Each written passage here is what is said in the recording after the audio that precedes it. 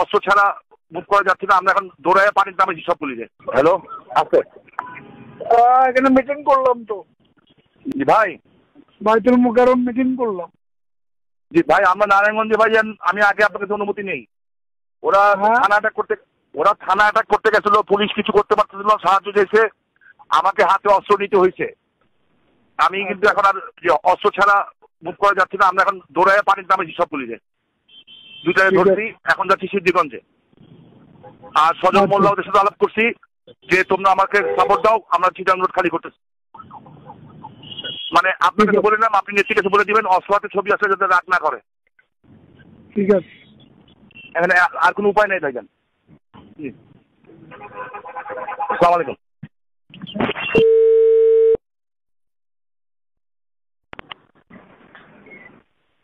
স্বামী জি, আসসালামু আলাইকুম। অবস্থা ভাই, মানে মানে আমাদের নারায়ণগঞ্জে যেটা বর্তমান অবস্থা, প্রশাসন কেউ আছে বলে মনে হচ্ছে না।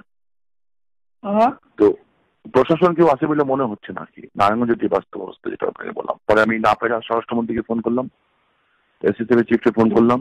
ওই অস্ত্রাগার লুট করতে গেছিল যে রাইফেল ক্লাবের, তো আগুন দিছে, বাট নোবডি গো দেয়ার। পরে আমাদের